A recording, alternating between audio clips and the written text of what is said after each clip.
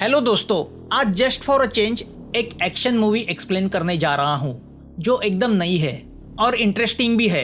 एक retired professional killer एक अनजान टीनेज लड़की को बचाने के लिए कैसे अपने सब स्किल यूज करता है वह इस फिल्म में दिखाया गया है। फ्रेश प्रेजेंटेशन और नॉन स्टॉप एक्शन इस मूवी को देखने लायक बनाती है। मूवी का नाम है किलर, जिसे 6.7 की IMDb की रेटिंग मिली है। तो चलो थोड़ा एक्शन एंजॉय करते हैं। जॉनी एक प्रोफेशनल किलर था जो पैसे लेके किसी को भी मार देता था और वह क्राइम की दुनिया का सबसे महंगा किलर भी था।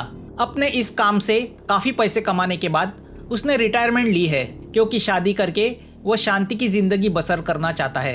तो वह अपने आलीशान बंगलों में आराम की ज़िंदगी गुजार रहा है। मगर वह कहते हैं ना, once a killer always a killer. तो एक दिन उसकी वाइफ नताशा उससे कहती है कि वह उसकी नई सहेली नोरा के साथ जेजू आइलैंड हॉलीडे पे जाना चाहती है। मगर प्रॉब्लम यह है कि नोरा को 17 साल की एक लड़की है जिसका नाम बेबो है। वह घर में अकेली रह जाएगी और चूंकि नोरा का डिवोर्स हुआ है तो बेबो के डैड भी अवेलेबल नहीं है, तो बेबो की देखभाल करने वाला कोई है नहीं। तो नताशा चाहती है कि जॉनी 3 वीक तक बेबो की देखभाल करे। जॉनी यही सोचता है कि एक टीनेज लड़की की देखभाल वह क्या करेगा। वो यह नहीं समझ पा रहा कि नोरा अपनी लड़की को अकेला घर पे क्यों छोड़ रही है, उसे भी साथ ले जाती। मगर नताशा जॉनी को फोर्स करती है और जॉनी अपनी वाइफ से इतना प्यार करता है कि वो उसकी बात नहीं टालता। तो वह नताशा के लिए बेबो की बेबी सिटिंग करने को तैयार होता है। मगर अंदर से उसे यह पसंद नहीं कि किसी अनजान टीनेज लड़की को वह अपने घर 3 वीक तक रखे। अब दूसरे दिन जॉनी नताशा और नोरा को एयरपोर्ट छोड़ता है। शाम को वह बेबो को एक कॉफ़ी शॉप से पिकअप करने जाता है। बेबो बाकी टीनेज लड़कियों की तरह ही बेफिक्र लड़की है, मौज मस्ती यही उसकी ज़िंदगी है। तो वह जॉनी की कार में अपनी सहेली जीना के साथ बैठ जाती है। बातों बातों में वह जॉनी को बड़े प्यार से मनाती है कि वह आज की रात उसके सहेली के घर रहना चाहती है। जॉनी भी अंदर से यही सोचता है कि चलो मुसीबत से छुटकारा मिला। तो वह बेबो से कहता है कि वह जितने दिन चाहे सहेली के यहाँ रह सकती है।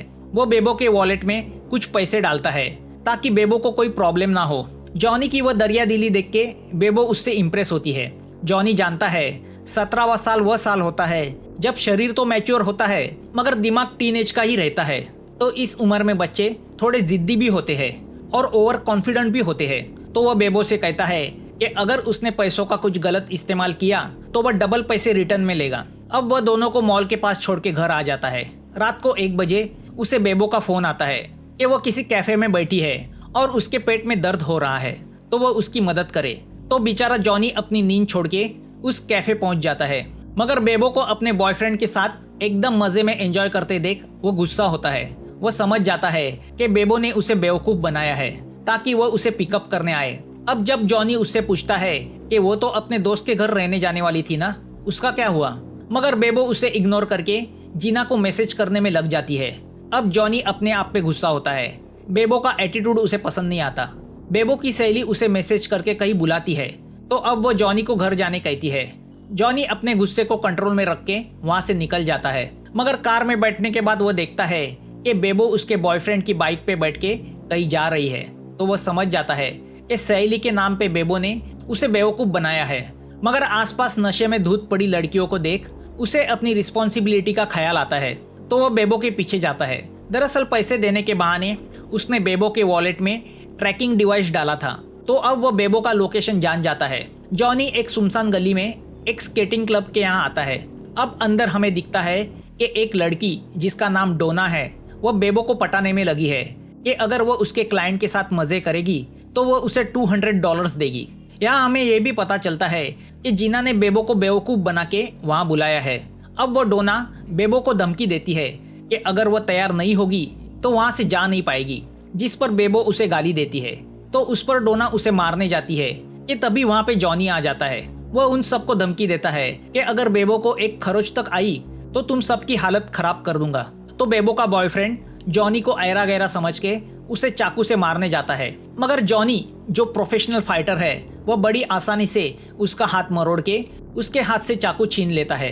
अब आसपास के सभी लड़के जॉनी पे टूट पड़ते हैं, मगर जॉनी उनसे भी आसानी से निपट लेता है। अब वह बेबो और जीना को वहाँ से जाने कहता है कि तभी डोना जॉनी के पेट में चाकू घुसा देती है। जॉनी डोना की एक आंख पे एक जबरदस्त क्लॉ मारता है जिससे डोना बेहोश होती है। इतना होने के बाद वो वहाँ से निकलता है। अब जॉनी के इस स्टाइल से बेबो उससे इम्प्रेस होती है और वो उसकी खुशामद करने लगती है। रात को दोनों खाना खा के घर लौट रहे होते हैं कि उन्हें रास्ते में पुलिस चेकिंग होती दिखाई देती है। इंस्पेक्टर ली जॉनी की कार को रोक के पूछताछ करता है और उसे छोड़ देता है। जॉनी को ली से पता चलता है कि कॉलेज के कुछ लड़कों का मर्डर हुआ है, इसलिए चेकिंग चल रही है। अब जॉनी घर पे आके इंटरनेट पे उस न्यूज़ के डिटेल्स पढ़ता है तो उसे पता चलता है वो वही लड़के हैं जिनको उसने कल स्केट क्लब में पीटा था। वह न्यूज़ पढ़ के जॉनी को बैड फीलिंग होने लगती है। दूसरे दिन सुबह ली उसके घर आ जाता है और उसे शक की निगाहों से देखने लग जाता है। वो जॉनी को एक सीसीटीवी फुटेज दिखाता है और उससे पूछता है कि क्राइम सीन के पास वाले रोड पे जॉनी की कार उस रात क्या कर रही थी। जॉनी बड़ी चालाकी से उसे जवाब देता है कि क्या उस रात मेरी अकेले की कार वहां से गुजरी थी। अब ली उसे और एक फुटेज दिखाता है जिसमें मर्डर हुए लड़के के बाइक के पीछे बेबो बैठी है, मगर फुटेज ब्लर होने की वजह से जॉनी उसे टाल देता है। ली के इतने क्विक इन्वेस्टिगेशन से जॉनी को उस पर शक होने लगता है। ली के जाने के बाद बेबो जॉनी से सॉरी कहती है। वह बहुत डर गई है। उसका वह डरा हुआ चेहरा देख के जॉनी को वह लड़की याद आती है जो पास्ट में उसे मिली थी, जो जीने की उम्मीदें खो बैठी थी और सुसाइड करने जा रही थी, मगर वह लड़की ऐसी मौत चाहती थी जो आए और पता भी ना चले। जॉनी ने उस वक्त उस लड़की के दिल में जीने की उम्मीद जगाई थी। अब बेबो का हाल भी बिल्कुल उस लड़की की तरह ही था। मौत अगर एक्सपेक्टेड हो तो डर लगता है, और अगर मौत अचानक आ जाए तो मरते वक्त चेहरे पे वह डर नहीं होता। तभी जॉनी को डोना का फोन आता है। डोना उसे ब्लैकमेल करती है कि अगर वह उसने बताई जगह पे नहीं आया तो वह पुलिस को वह चाकू देगी जिस पर जॉनी के उंगलियों के निशान है, जिससे उन लड़कों का मर्डर किया गया है। तो अब जॉनी डोना को मिलने की तैयारी करता है, मगर निकलने के पहले वह बेबो को एक बैंड देता है जिसमें ट्रैकिंग डिवाइस है। वह उसे अपनी कलाई पे बांधने बोलता है। फिर वह तेजी से बाइक लेके डोना ने बताई हुई जगह पे जाने निकलता है। जॉनी के लिए यह सब चीजें आम चीजें हैं, तो वह बड़ी कूलली वहां जाता है। वहां जाते ही उसे पता चलता है कि वह लोग सेक्स ट्रैफिकिंग में इन्वॉल्व है। रूम के अंदर डोना के साथ और एक आदमी होता है। कल रात वाले जॉनी के पंच की वजह से डोना की एक आंख घायल हो चुकी है, तो जॉनी उस पर डोना से कहता है कि उसकी वह आंख कभी ठीक नहीं होगी, वह उस आंख से कभी देख नहीं पाएगी। तभी डोना का आदमी जॉनी पे हमला करता है, मगर जॉनी उसे आसानी से बेहोश करता है। अब वह डोना से कहता है कि उसे वह चाकू वापस करे। वह उस गुंडे को काटना शुरू करता है, तो डर के डोना का वह साथी जॉनी को वह चाकू दे देता है। जैसे ही जॉनी चाकू उठाता है, वह आदमी ड्रॉवर में से गन निकाल के जॉनी पे गोली बरसाना शुरू करता है और वहां से भाग जाता है। जॉनी उसका पीछा करने जाता है तो रास्ते में रशियन एजेंट मिका आता है। मिका भी मिलिट्री स्किल फाइटर है। अब जॉनी और मिका के बीच फाइटिंग शुरू होती है। दोनों बराबर के फाइटर होते हैं। मौका देख के जॉनी मिका को एक दीवार के ऊपर पुश करता है। दीवार पे लगी सलिया मिका की पीठ में घुसती है। मिका घायल होता है, तो अब जॉनी वहां से बाहर निकलता है। घायल मिका जॉनी को ऊपर से देखता है और यही सोचता है कि फिर से उनकी मुलाकात जरूर होगी। जॉनी घर पे आता है तो जमीन पर लगे निशान देख के उसे पता चलता है कि कुछ लोगों ने बेबो को जबरदस्ती किडनैप किया है। तो अब जॉनी गन लेके बेबो को दिए हुए ट्रैकर बैंड के सहारे शहर की एक सुनसान गली में पहुंच जाता है। वह घर दरअसल एक ब्रॉथेल होता है। जॉनी सीधा हमला बोल देता है। उसे देख के डोना भागने लगती है, तो वह उसे पकड़ लेता है। बाकी के साथी भाग जाते हैं। डोना जॉनी को धमकी देती है कि अगर उसे कुछ हुआ तो उसके साथी बेबो को मार देंगे, मगर किसी इमोशन में आने वाला जॉनी था ही नहीं। वो प्रोफेशनल किलर था। वो डोना से कहता है कि अभी तो तुम्हारी एक आंख गई है, अब तुम्हारी जान जाएगी। वो डोना को टॉर्चर करने लगता है, तो डोना उसे बताती है कि वह एक बहुत बड़ा सेक्स रैकेट है जहाँ नई नई जवान लड़कियों को फुसला के इस धंधे में शामिल किया जाता है। बेबो एक कुल और अट्रैक्टिव वर्जिन लड़की थी, तो किसी ने हमें उसकी रिक्वायरमेंट बताई और हमने बेबो को ऑफर दी। वो तैयार नहीं हुई तो उसे किडनैप किया गया। क्लाइंट के डिमांड के हिसाब से लड़कियां सप्लाई करना हमारा काम है। तो जॉनी उससे पूछता है कि बेबो कहाँ है, तो डोना उसे बताती है पहाड़ी में डोंट टेल डैड नाम का होटल है, वो वहीं पे है। अब जॉनी उससे पूछता है कि उसका यह कौन क्लाइंट है जिसने बेबो की मांग की थी। डोना उससे कहती है वह सिर्फ बॉस को पता है। अब जॉनी उस डोंट टेल डैड होटल की तरफ निकलता है। अब ली पुलिस के साथ उस ब्रॉथेल पहुंचता है, तो उसे डोना की डेड बॉडी मिलती है। तो दूसरी ओर जॉनी उस होटल पहुंचता है, मगर वह जैसे ही अंदर जाता है गुंडे उस पर हमला शुरू करते हैं। मगर जॉनी इतना स्किल फाइटर होता है कि वह अकेले सब पे भारी पड़ता है। वह सबको मार डालता है। जो उसके धंधे का उसूल होता है, किसी को भी मत बख्शो। वहाँ भी बेबो नहीं होती मगर मीका होता है। अब जॉनी और मीका दोनों फिर से आमने सामने आ जाते हैं। मीका जॉनी से कहता है कि उसे पता है बेबो कहाँ है। वो जॉनी को बताता है कि बेबो को कार्गो पोर्ट ले जा रहे हैं, वहाँ से उसे रशिया लेके जाएंगे। शिप का नाम इरिना है और वह 8 बजे निकलने वाली है, मगर तुम वहाँ तक नहीं पहुँच पाओगे क्योंकि मैं तुम्हें मारने वाला हूँ। जॉनी को फाइटिंग में इंटरेस्ट नहीं होता, उसे बेबो को बचाना होता है, तो वह वहाँ से भागने की कोशिश करता है तो मीका उससे भीड़ जाता है। मौका देख के जॉनी मीका को रस्सी में अटका के ऊपर से कूदता है। नीचे गिरते ही ली उस पर गन तान देता है, मगर जॉनी उससे गन छीन के उसे बंदी बना लेता है और उसी की कार से पोर्ट की ओर निकल पड़ता है। पोर्ट पे वो पहुंच जाता है तो उसे वह इरिना नाम की शिप दिखती है। तभी एक वैन बेबो को लेके वहां पहुंचती है। जॉनी कार का एक्सीलेटर दबा के अपनी कार से उस वैन को जोरों से टक्कर मारता है। वैन पलट जाती है। जॉनी बेबो को वैन में से बाहर निकालता है। तभी डोना का वह साथी वहां पहुंच जाता है। वह अपनी कार से जॉनी को कुचलने की कोशिश करता है, मगर जॉनी उसे घायल करता है और उससे पूछता है कि वह कौन आदमी है जो बेबो में इंटरेस्टेड है, मगर वह जॉनी को बताने से साफ इनकार करता है। तो जॉनी सीधा उसे शूट करता है। वह सब देख के ली हैरान होता है। जॉनी जब उस आदमी की तलाशी लेता है तो उसे उसके पॉकेट में मोबाइल मिलता है। जॉनी आखिरी कॉल डायल करता है तो वह इंस्पेक्टर ली को लगता है। अब जॉनी समझ जाता है ली भी उस सेक्स रैकेट से मिला हुआ है। जॉनी ली से कहता है कि वह उसे उस आदमी तक पहुंचाने में मदद करे जो ये सेक्स रैकेट चला रहा है, वरना वह उस मोबाइल को मीडिया और पुलिस के सामने एक्सपोज करेगा, जिसकी कॉल लिस्ट और मैसेज से पता चल जाएगा कि ली इस रैकेट से मिला हुआ है। पुलिस को आता देख ली जॉनी की बात मजबूरी में मान जाता है। ली उन लोकल पुलिस को अपना ऑपरेशन बता के पूरा मामला निपटा लेता है और जॉनी को क्लीन चिट देता है। बेबो के साथ जॉनी को भी हॉस्पिटल भेज दिया जाता है। बेबो को जब होश आता है तो वो जॉनी से सॉरी कहती है, मगर जॉनी उससे कहता है कि उसे बचाने में उसका बहुत पैसा खर्च हुआ है तो वो उसे वापस करे। बेबो समझ नहीं पाती उसका यह अंकल चीज क्या है। वैसे जॉनी जान चुका है कि इसमें बेबो की कोई गलती नहीं है। किसी आदमी ने बेबो को पाने की इच्छा रखी है और इसलिए यह सब कांड हुआ है। ली आके जॉनी से कहता है कि उसने बेबो को बचाने के चक्कर में जितने भी मर्डर किए हैं उन सब को उसने दबा दिया है। जॉनी ली से कहता है कि वो उसी दिन जान गया था कि ली डोना के बॉस के लिए काम करता है, जब उसने ली की कार की डिक्की में डोना की डेड बॉडी देखी थी, क्योंकि अगर डोना की डेड बॉडी पुलिस से मिलती तो पुलिस उस बॉस तक पहुंच जाती। इसीलिए ली ने ब्रोथेल से डोना की डेड बॉडी चुपके से अपने कार की डिक्की में डाली थी। जॉनी ली से कहता है कि वह उसे उस बॉस तक पहुंचाए ताकि वह यह जान सके कि बेबो किस क्लाइंट को सप्लाई की जाने वाली थी। ली कहता है यह बताना खतरे से खाली नहीं, क्योंकि इस सेक्स ट्रैफिकिंग के बिजनेस में रशियन माफिया इन्वॉल्व है। अगर उन्हें पता चला तो वह उसे मार देंगे। जॉनी ली से कहता है कि जैसे ही उसे उस शख्स का नाम पता चलेगा जो बेबो में इंटरेस्टेड है, उसी दिन उसकी डील पूरी होगी और वह ली के सबूत वाला मोबाइल उसे वापस करेगा। मीनवाइल नताशा भी जॉनी को फोन करके बेबो के बारे में पूछती है। जॉनी उससे झूठ बोलता है कि वह ठीक है, मगर उसे चिंता लगी है कि नताशा के आने से पहले बेबो को हॉस्पिटल से डिस्चार्ज मिलना चाहिए। बेबो भी जान चुकी है उसका यह वियर्ड अंकल दुनिया में अगर किसी से डरता है तो वह उसकी वाइफ है। दूसरे दिन ली जॉनी को फोन करके बताता है कि होटल शांग्रीला में पार्क के नाम से बॉस रुका हुआ है। यहाँ उस पार्क को पता चलता है कि इंटरपोल को उसके ठिकाने का पता चला है, तो वह होटल से भागने जाता है कि तभी जॉनी वहाँ आ जाता है। वह एक एक करके उसके सभी आदमियों को मार डालता है और पार्क को घायल करता है।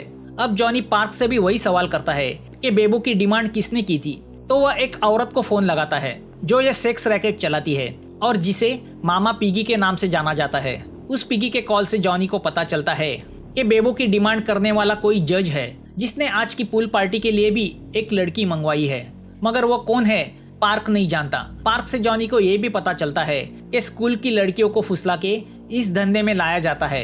यह जज उनमें से बेस्ट लड़की के साथ एंजॉय करता है, बाकी बची हुई लड़कियों को रशिया भेज दिया जाता है। अब जॉनी को यह बड़ा राज भी पता चलता है कि कोरिया में इन रशियन माफिया और मामा पिगी को यही जज सपोर्ट कर रहा है। कोरिया के कई ब्रोथेल और पब का भी वो ओनर है और मीका उसी जज का बॉडीगार्ड कम मैनेजर है। जॉनी पार्क को मार देता है और क्लीनिंग कंपनी को फोन करता है।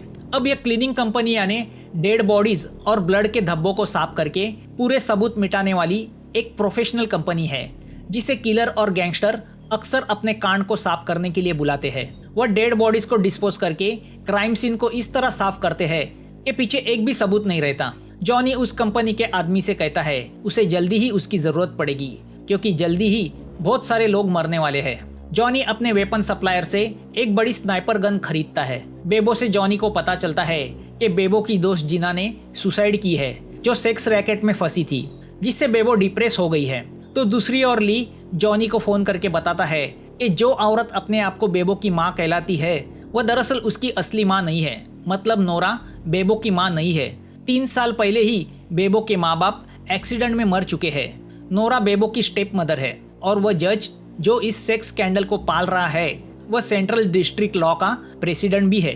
फाइनेंशियली वह इतना पावरफुल है कि पॉलिटिक्स सर्कल में भी उसका बहुत इन्फ्लुएंस है।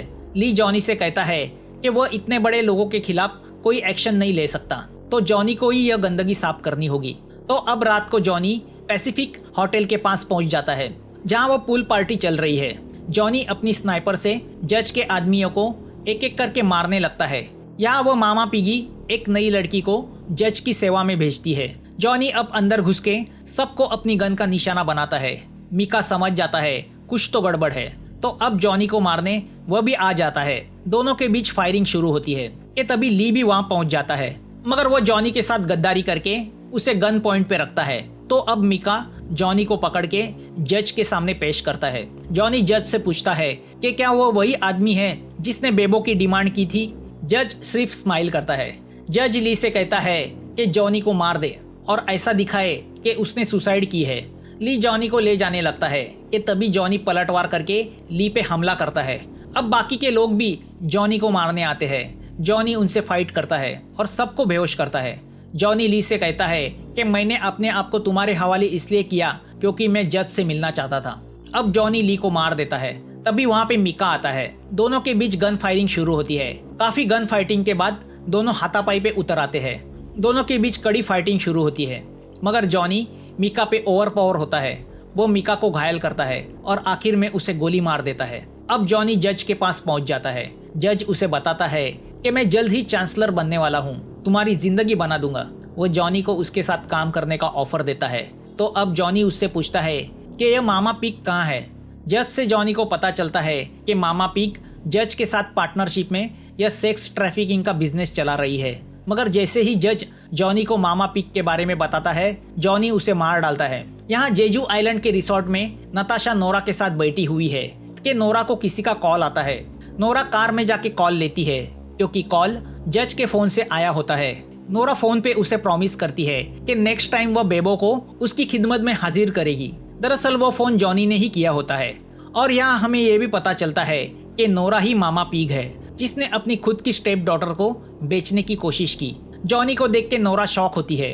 तभी नोरा से हमें पता चलता है कि नोरा बेबो को इस्तेमाल करके जॉनी को बेबो के प्यार में फंसाना चाहती थी, क्योंकि उसने सुना था कि नताशा का हस्बैंड जॉनी बहुत रिच आदमी है।